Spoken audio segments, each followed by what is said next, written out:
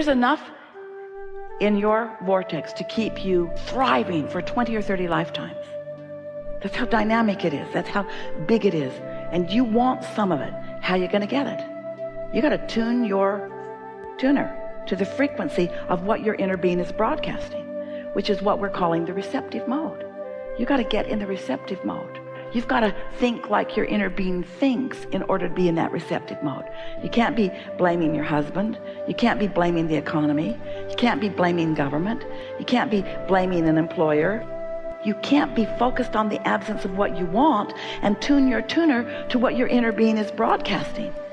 And your inner being is not going to change its broadcast to match yours ever. Your inner being is going to stand in your prosperity. You got to find a way to be there too. So let's talk about you being in the receptive mode.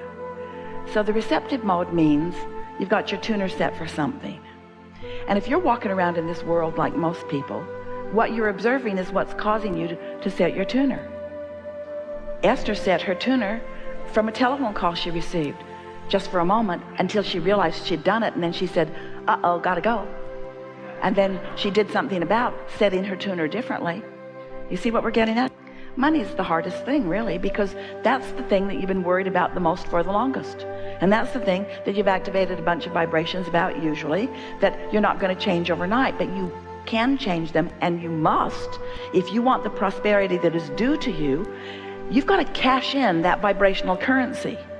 And the way you cash in your vibrational currency is by finding a way to line up with it, which means right here, right now, you've got to make the decision. Not right here, right now. We don't mean this is the only now. There's going to be another and another and another and another and another and another and another. But sooner or later, one of these nows that you're standing in the middle of, you've got to be willing to give up your arguing for your limitations. Because every time you say, I can't, or I haven't, or it's hard, or nobody that I know is doing it, then you're just practicing setting your receptive mode to something else. So if your receptive mode is not set to this frequency, what's it set to? This one? This one, this one, this one, this one. There's plenty of frequencies, just like on your radio stations and your vehicles. There's lots of different frequencies. It's endless. That dial is long and endless. You can set it to anything along the way. So how do you know where you've set it? How do you know where you've set your tuner? Two ways: how you feel and what's happening. And both are good ways to know. So if prosperity isn't flowing in incredible abundance to you, knowing what's in your vortex as we do, you got your tuner set in a screwy way. And the reason that you do, it's usually for a couple of reasons. One is the habit of just observing what is. What is compelling. We know that it is. Bills are compelling. When they come, they get your attention. We know that what you're observing is compelling. The other reason that you often set your tuner differently than we would like you to is because you still don't believe in the vortex. You don't believe in the vortex reality in the same way that you believe in the bank account reality. The bank account reality is just more obvious. Everybody, including your banker, your credit card holders, they all believe in your current reality. Your credit score believes in your current reality. In other words, there's so much to observe that believes in your current reality, and your current reality does not mean diddly squat, because that is what's temporary. That's what's temporary. That changes. And we'd like to say to you that the true earning that you're doing is not what you're doing through your action. The true earning that you're doing is what you're doing with your vibrational balance. It's your vibrational balance, and you got to know that. You've got to know that, because look at the difference in what people around you are receiving in terms of money. You can't explain it through their action, can you? You've all got the same 24 hours in a day, and you're all limited to that degree of what you can do, and yet the difference in what people are receiving is enormous. You've got to understand that they're not earning through their action, and they're not earning through their education, and they're not earning through their context, and they're not earning through some way that's immoral or illegal. They're earning through their vibrational translation of the vibrational currency into their bank account. You earn with your attitude. You earn with your mood. That's how you do it.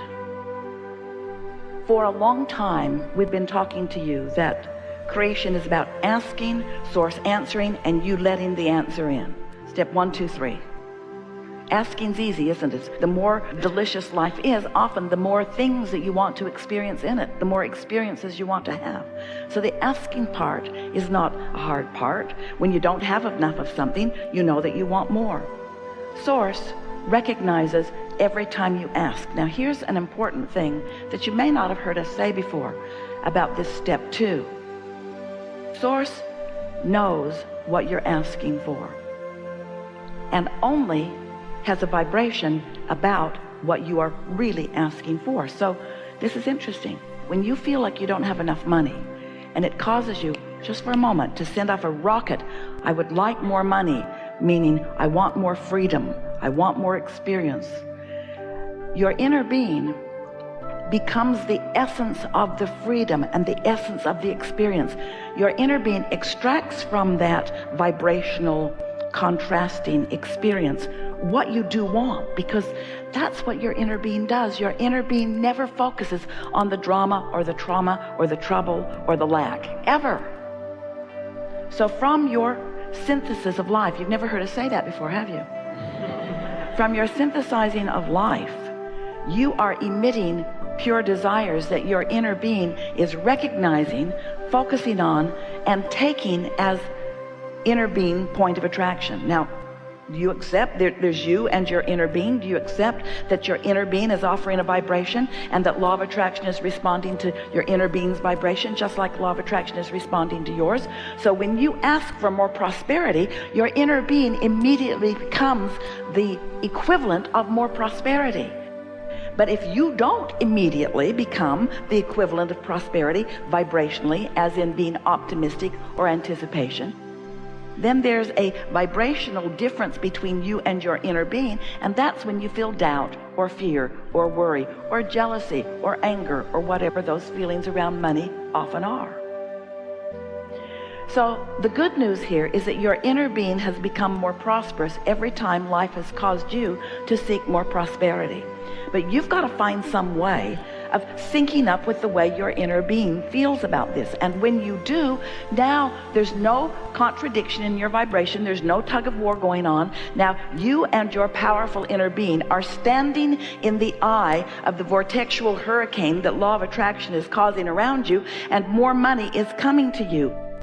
But in your anticipation, positive anticipation, you're letting it in. You're not keeping it out.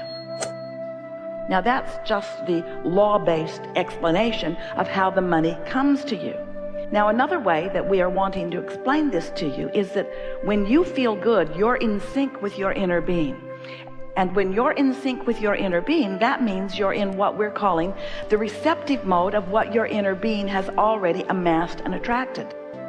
So if you can accept the prosperity that your inner being already is, then you can be the receptive translator of that vibrational prosperity into the manifestation of what you want. The first thing that we want to ask you is, do you think you are more often in a place where you are thinking about and feeling about money, or thinking about and feeling about not enough money? Because every subject is two subjects, what is wanted and absence of it. And so you can answer that question by knowing if you feel optimistic or worried, if you feel eager or angry, or eager or frustrated. In other words, you can tell by the way you feel whether you're thinking about money in the way the source within you is thinking about it for you, or whether you're thinking about it in a different way. Now, here's another way that you could look at this. We know, if you've been listening to us at all, you've heard every bit of that before, so no new news there. We're going to keep talking until you hear some new news, because until you find another way of looking at this, nothing's going to shift in you. And unless something shifts, then your experience can't change. So that's what we do. We keep coming at it from another direction and another direction and another direction until suddenly you have an understanding, and then you feel different. And when you feel different, then you attract different. And when you attract different, then you experience different manifestations. So that's the whole objective here in this really important topic. We wrote a book called Getting Into the Vortex because we wanted to make this vibrational version of you something that felt more real to you. Because you can't see it or hear it or smell it or taste it or touch it. This non-physical aspect of you that exists, that is attracting the things that you are asking for to this specific vibrational context that you now have ready access to. This is a reality, but because you can't translate it yet through your eyes and ears and so on, then you often see absence of money rather than presence of money, even though there is a vibrational presence of money. So then you say, and we don't blame you, we get what you're saying, Abraham, how do I turn these thoughts to things? Because I can't spend the idea of money. Well, we understand that, but where does anything come from? Everything comes out of the vortex. You are a lovely bunch of people on this planet, and you are trucking no resources in from other planets. And yet your economy continues to expand. Where is it coming from? It's coming from life and from asking. So this is the part that we're really wanting you to hear. So can you accept at all that there is a vibrational version? That's the hard part. There's a vibrational version that you have not realized yet. If you accept that it's there, then this is the question that we want you to contemplate. We're going to get here together. If it exists in vibrational form, how does it become a reality? How does the idea of prosperity translate into something that is in my bank account? How do I turn those vibrations to those thoughts, to those things? How does that happen? Well, it happens by your practicing the thoughts that allow it to turn to those things, not practicing the opposite of those thoughts. When you say, I'm afraid there won't be enough, that's practicing the opposite of the thoughts. And we know, oh, it must drive you crazy. Abraham, if you were standing where I'm standing, looking at what I'm looking at, you'd feel the way I feel. And we say, we know that what you are living feels so real because what you are feeling is turning to things all the time. So if you don't feel like there's enough money, then that's the way it's turning out. And then you say, see, I was right. This worry was valid because I worried about this and this is the way that it is. See, I'm right to worry. And we say, the universe will respond to the vibration that you emit. So you have to show yourself something different. We understand and we get why you're feeling the way you do. But we are going to help you find another way of looking at this that will shift something in you that will change your point of attraction. So, on we go. You create your own reality, blah, blah, blah, blah, blah. You ask and you throw it in the vortex, blah, blah, blah, blah, blah. We know you're sick to death of the vortex. But now, here the prosperity is in the vortex. How are you going to translate into your experience the prosperity that we promise you, blah, blah, blah, blah, blah, is there? How are you going to get it out? How are you going to be the realizer of it? Well, if you can understand creation in terms of broadcasting and receiving, broadcasting and receiving, broadcasting and receiving, so your inner being is broadcasting prosperity, but you're broadcasting doubt. How's that working out? You've got to line up with the frequency that your inner being is broadcasting. So that's the first big question that we want to put to you. Do you believe that through your life you have created a vibrational version of your prosperity and that your inner being stands holding it, knowing it, being it, and broadcasting it? And since your inner being is broadcasting it, what does that mean about your inner being's experience relative to law of attraction? If your inner being is broadcasting prosperity, what does that mean is coming back to your inner being? Oh, that vortex is dynamic. It's dynamic, it's growing, it's big, it's riches that you cannot identify yet.